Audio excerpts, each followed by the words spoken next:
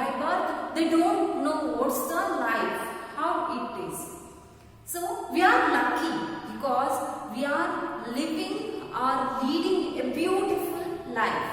But some of the people are there and some of the children are there who by birth they are orphans. They don't have the family, they don't have the parents. So some of the children, they by birth they lost their parents, and some of the children, so they are not, or their parents are not let them with them. So this is the situation. This is a critical situation we can see in this world. Okay. So here today I am teaching you how the people. So we are very happily living and we don't know about the problems. So for us problems are, so we don't have money sometimes and we lost something. So these are the problems. Some children are there who don't have their parents and who don't have their own house. So this is the situation we are facing in this world. So those children suffering a lot of problems they are suffering. But dear students, let us see how the life of orphanage people, orphanage children. So they are suffering. How they are suffering? So what life they are missing? So let us see. Before going to the lesson, there is a short story. So let us read that short story. So a poor little girl was walking along the lonely deserted road. So she was wearing a worn out dress and her feet were bare. She had been asked by her father to sell boxes of matches and to bring home the money.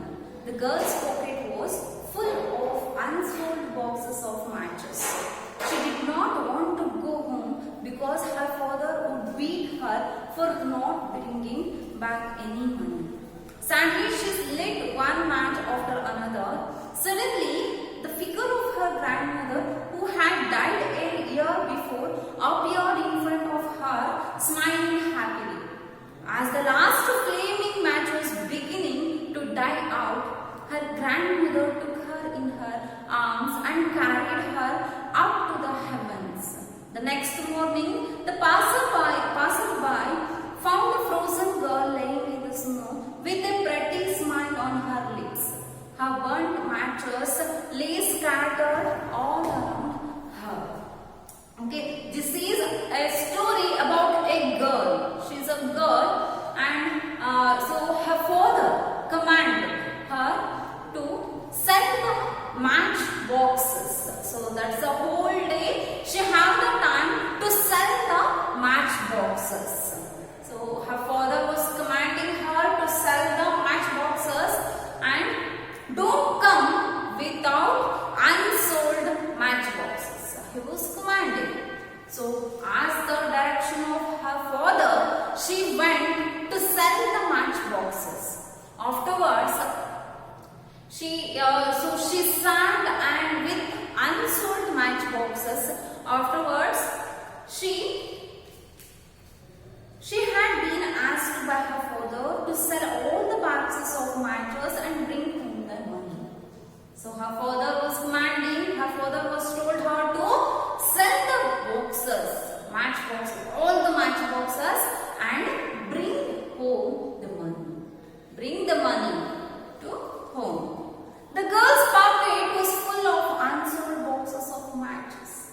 So whole day she was trying to sell the match boxes, but her pocket was full of unsold boxes of matches. So no one can buy the match boxes. Okay, she was very sad about that. She did not want to go home because her father would beat her for not bringing back any money.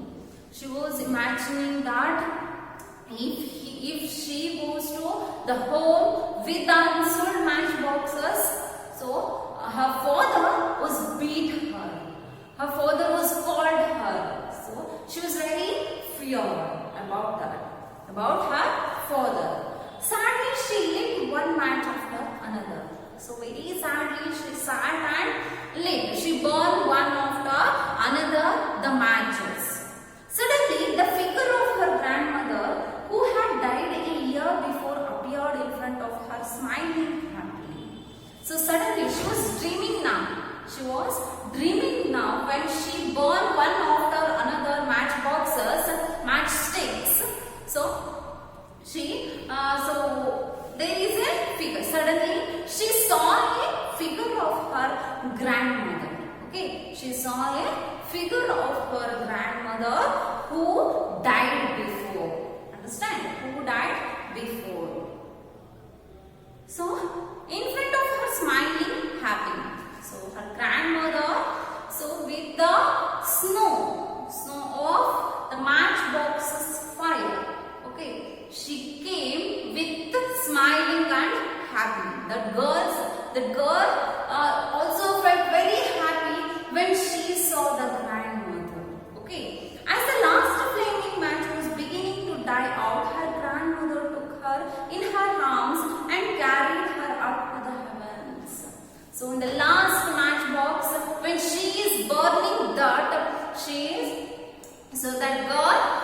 when that matchbox was dying out, so her grandmother took that little girl in her arms and so take that girl to the heaven. This is the imagination of that girl.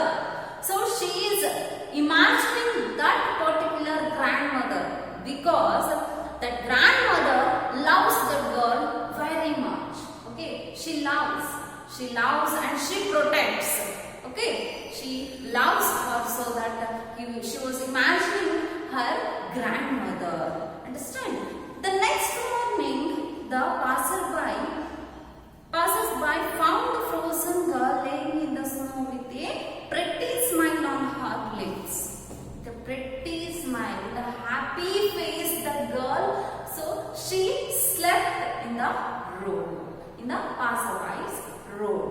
She was with a pretty smile, she slept because in the last day she was dreaming about her grandmother who came in her dream and took her to the heaven.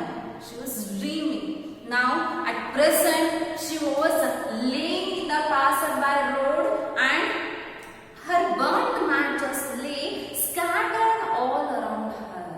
So the burnt matches, she herself burned those matches. Okay, without knowing her sense, she burned all the matches. Understand? Afterwards, laying in the snow with a pretty smile on her face, her burnt matches lay scattered all around her. The burnt matches, they are scattered, they are spread around her. Okay, this is the story about a girl. She is also orphan she have her father, okay, she have her own home, but she don't have the love of her family. Okay, she is also a type of orphan girl. Okay, so this short story is related to what I am doing in this lesson. Okay, some questions are there. Here, some questions are there regarding the short story. Okay, you can write down. Where was the little girl at the beginning of the story? Where she was? And why did the girl not want to go home? Why she don't want to go to the home? Because she have the unsold match. What did the grandmother do to the child?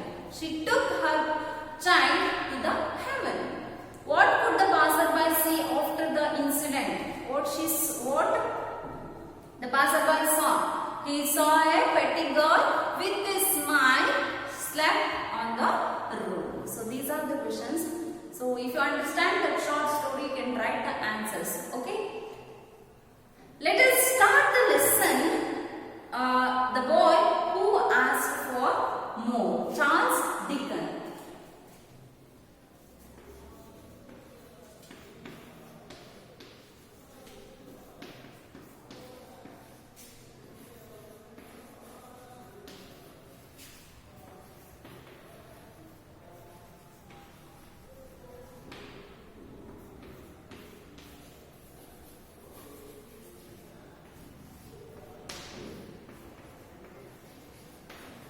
So the boy who asked for more. So written by Charles Dickens. Okay, Charles Dickens.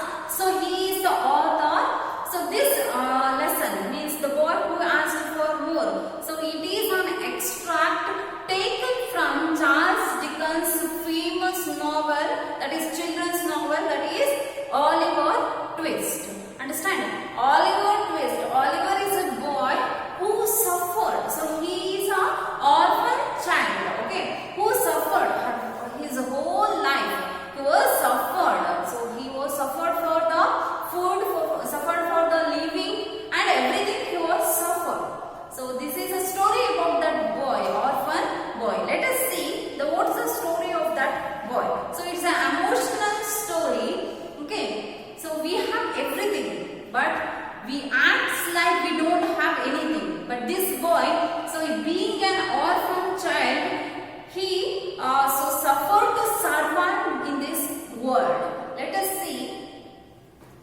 Charles Dickens, 1812 to 1870, the greatest Victorian novelist, is known for his attacks on social evils like child labor and institutional cruelty. His most popular works are David Copperfield, A Tale of Two Cities, Great Expectations. This extract from Oliver Twist tells us how Oliver was forced out of the poorhouse. So Charles Dickens is a famous author, famous novelist. Understand? Famous novelist in the period of 1812 to 1870. So he is a Victorian novelist. So Charles Dickens was a famous Victorian novelist. He is known for his attacks on social evils and also child labor. So Charles Dickens, so he opposed against the child labor and also the social evils. In those days, so the people used to force the children to go to the labor, to go for the work. So on those days there is a lack of education. So the children, so they used to go to the labors. They used to go to the work in a small age. Instead of go to the school, they used to go to the institutions or in the industries. Okay. His most popular works are David Copperfield and then Great Expectations, A Tale of Two Cities, and also Oliver Twist. So this lesson, the boy who asked for more. So this lesson is taken, this extract is taken from his famous, work, that is Oliver Twist. Understand? Next. So in this lesson, so the author is telling us how the Oliver Twist forced out of the poorhouse. Let us see the lesson. Oliver Twist was born in the poorhouse of a little country town on a cold black night in the winter of 1837. So Oliver Twist, he is a boy, so who don't have the parents. He was born at poor house. Where was Oliver Twist born? He was born at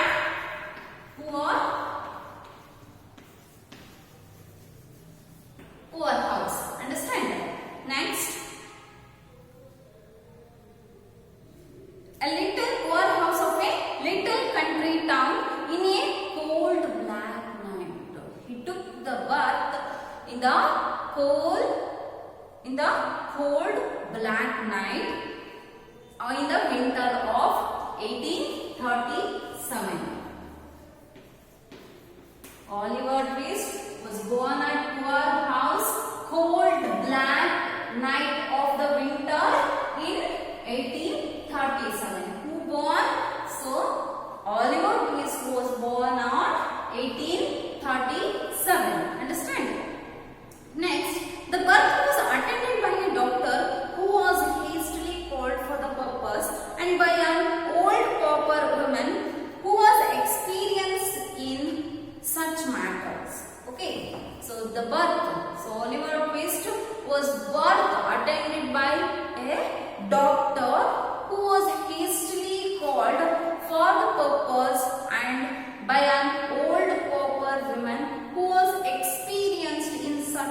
matters. So the Oliver Twist birth was took by a doctor who is experienced in those cases. Understand? The mother died almost as soon as the baby took his first breath. So unfortunately, Oliver Twist mother, so she was died when the boy takes his first breath. So suddenly, when Oliver's mother gave the birth to that child, she was suddenly died. How unfortunate. Okay. She was young. So Oliver's mother was young, good looking. She is very fairy. She is looking very beautiful. She is a good woman who had been found laying in the street. Okay, when she is going to give the birth to the Oliver, she is laying on the street. It was clear that she had walked some distance before she died. So it was clear that her appearance, that itself shows us that she walked some distance. So before going to give the birth to Oliver. Okay, her shoes had been torn to pieces. Where she had come from or where she had been going, nobody knew. Her shoes, Oliver's mother, shoes were torn. So they becomes very muddy because some distance she walked, so that her shoes were torn. Okay, muddy and torn into pieces. That scratch and to become pieces. Where she had come from, where Oliver's mother come from, and where she wants to go, and nobody knew. Nobody knows. The baby cried loudly. If he could have known that he was now an orphan of a poor house, it is likely that he would have cried still louder. So the baby cried loudly. So Oliver cried loudly when he come out of his mother's womb. Okay, when he comes out of his mother's womb, he cried loudly. So here author expressed his own words that, so if he could have known that he was now an orphan of a poor house, if that boy, that poor boy, so if he knows about the poor house, if he knows about he is an orphan, so he cried loudly. So ಅವನಿಗೆ ಏನಾದ್ರು ಗೊತ್ತಾಗಿದ್ರೆ ನಾನು poor house ಅಲ್ಲಿ ಇರ್ತೀನಿ ಅಥವಾ ನಾನು ಒಬ್ಬ orphan ಅನಾಥ ಮಗು ಆಗಿರ್ತೀನಿ ಅಂತ ಗೊತ್ತಾಗಿದ್ರೆ ಇನ್ನೂ ಜೋರಾಗಿ ಅಳ್ತಿದ್ದ. So this is a emotional story. This is an emotional situation. Okay. Next, they called him Oliver Twist. What is the meaning of twist? So twist means troubles. Okay, troubles, risks, problems. Okay, so Oliver with lot of problems, with lot of risks.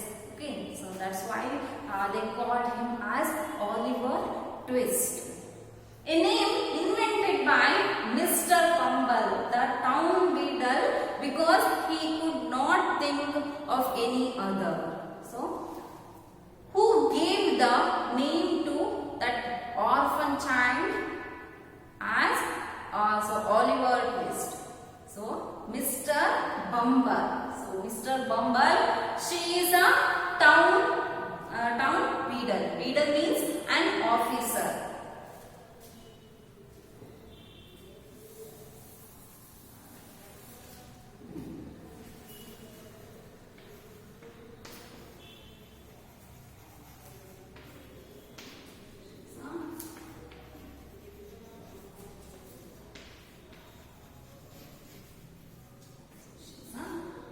That means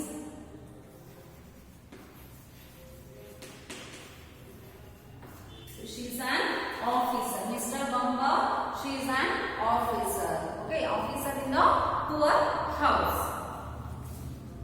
because he could not think of any other. Mr. Bumble, he was a selfish man. He don't take care of any other people. Okay, he only took care of himself. Okay, being an officer in the poorhouse, he don't took care of any child. Okay, so he only thinks about himself, not others. He is a selfish man in the poorhouse. Mr. Bumble had full authority over the people of the poorhouse. Mr. Bumble, he is the officer of that poorhouse, and he have the responsibility and have the full authority over the poorhouse. He have the full authority over the poorhouse. That means he have the authority over all the orphan children. He thought himself a very great man indeed. So he himself thought that he was a great man, and he was a famous, means that he was, I am a great person, because the person, I am a person who gave shelter to the orphan children. Okay, he thought himself like that, and he starved and ill-treated the children under his care. Okay, he starved. He made the orphan children he made the orphan children to suffer without food. So he don't give food so when they wanted.